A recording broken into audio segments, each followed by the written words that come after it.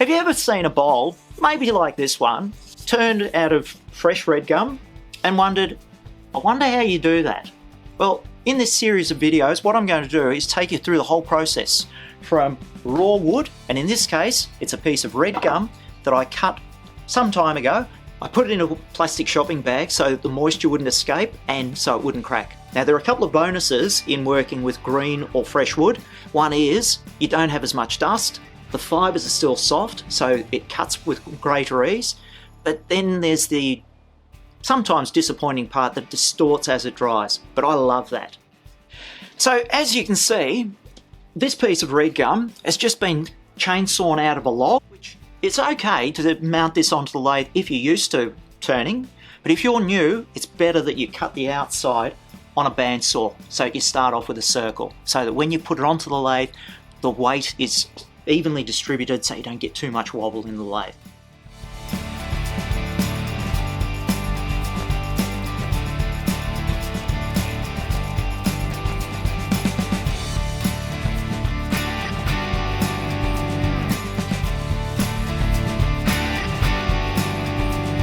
I'm back from the bandsaw. I've cut this disc to almost a perfect circle. It doesn't have to be a perfect circle, but the closer you can get it, the better. And what I need to do now is mount it. There are a number of different ways you can do this. You can either attach a faceplate directly into the block of wood and then mount it onto the spindle of your lathe. Or in this case, I'm going to use one of these faceplate rings, which will get fitted to a chuck. So the beauty of that is that I can take this off the chuck, put it back into a plastic bag and not have the chuck or faceplate tied up. So all that I need to do is find the center of my block of wood, then locate the faceplate ring as close to the center as you can.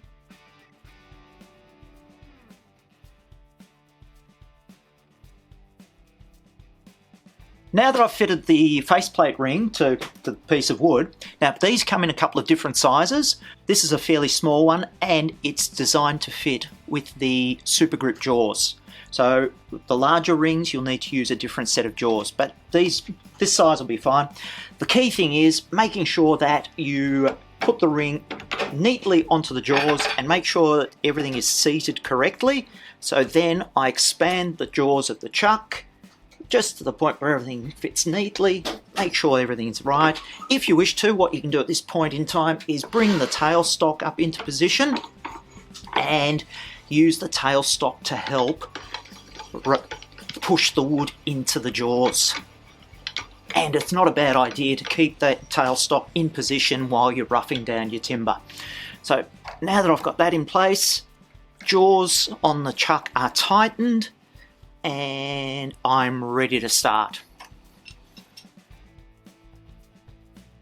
For this project, the tools that I'll be using are the ones in this kit here, where you get 5 different tools, all cryogenic tools, which means that they've gone through that freeze hardening process and hold a really great edge. The only tool that I would add to this kit would be a scraper, and so let's get going. Now that I've made sure that the wood's balanced, it's all firmly positioned, I've got the chuck tight, I've got the tailstock in position to give me extra support, nothing's hitting, and turn the speed right down low and I can start the lathe. And as you can see, it's going pretty slowly, so I slowly increase the speed. And I'm ready to start. Beginning with my bowl gouge, in this case I've sharpened it to a fingernail grind, which is quite easy to do.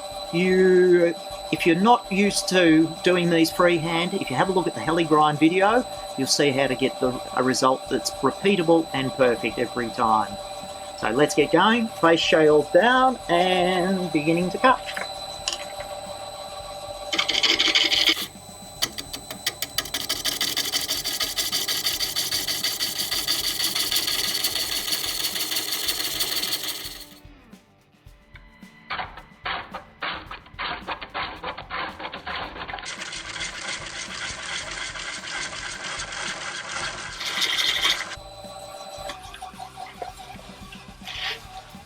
what I'm aiming to do at this point is just to trim this down, get rid of any excess material that's protruding.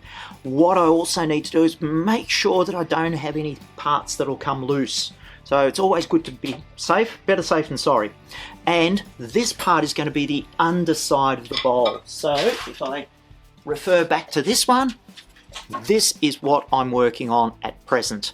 I'm going to make this tenon later, but at the moment I'm just removing excess material and I'll then start to shape the underside of the bowl. If you find that the smaller gouge is a little bit too light for your liking and the handle a bit too short, what you can do is change to another gouge. This is a 3/4 inch gouge, and we still do talk in inches, unfortunately, so you have to be bilingual, metric and imperial. This gouge is has a heavier shaft and a longer handle, sharpened to a fingernail grind, or you could change to this cryogenic gouge, which has a swept back grind.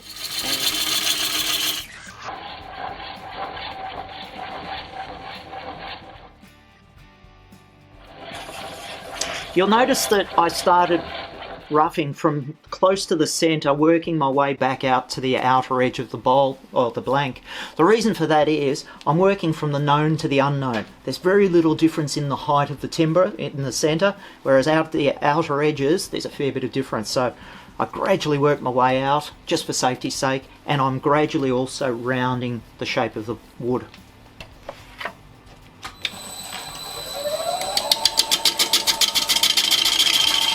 As I reduce the wood, I need to move the tool rest so that it continues to be at a safe distance. And I also, at this stage, get a bit of an idea of what's going on in this wood. There might be a bit of a crack running through here, which is why there's black. Now keep in mind, this wood was in plastic for about 18 months. So bugs start to do their bit, and sometimes a bit of spalting might happen.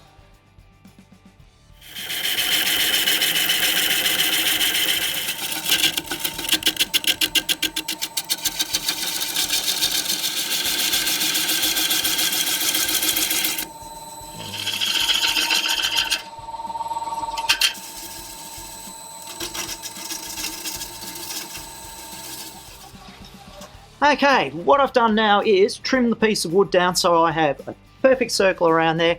I've flattened off the face of the wood and I've trimmed away this part here. So now I need to have a look at what I have here. In other words, I've got some cracks that I'll need to deal with, and I'll need to be very careful of what I do there.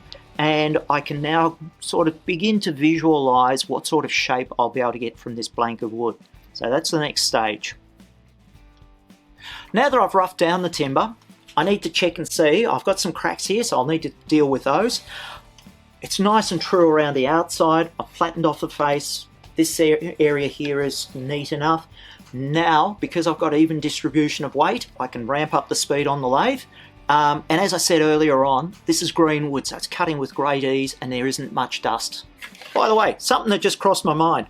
If the wood is really green, you might find that it will spray water out, which is why a face shield is a better idea than safety glasses.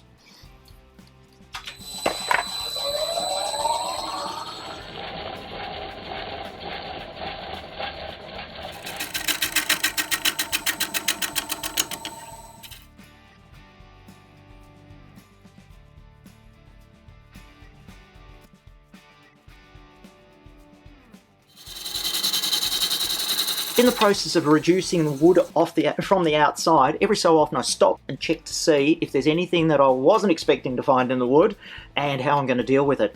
This dark line here usually is the result of a nail being driven into the tree at some stage, and it's the reaction between the moisture in the wood and the metal of the nail causes the black colour. In this case, it was caused by water getting into that crack.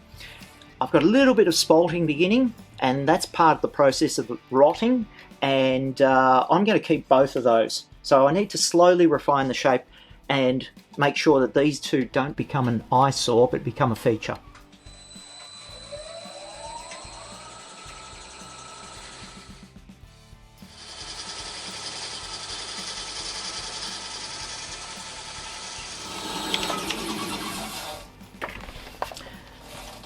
What I'm doing at this point is I'm turning a tenon, which will be the base for the bowl, but I need to think about the proportion of that to the overall diameter of the bowl and how high the bowl will be. You notice I've come back to the smaller gouge with the fingernail grind. It's simply because the wood is much more evenly shaped, and I'm only taking light passes, so I don't need a heavier tool. This one works really nicely.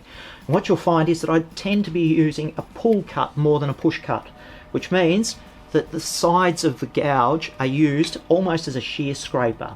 So as I pull the tool towards me, I don't actually use my arms because they're locked into my body. I'm just transferring weight from one foot to the other and using my body to direct the tool.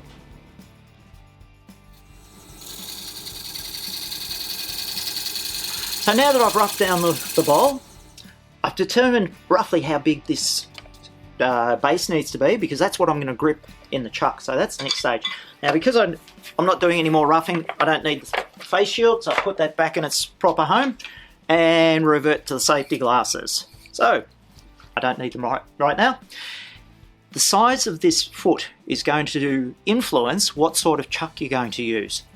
If you're using a chuck with standard jaws, you might be able to open them up far enough to accommodate that foot. But if not, you can always change over to a super grip set of jaws on another chuck, and they will give you plenty of grip.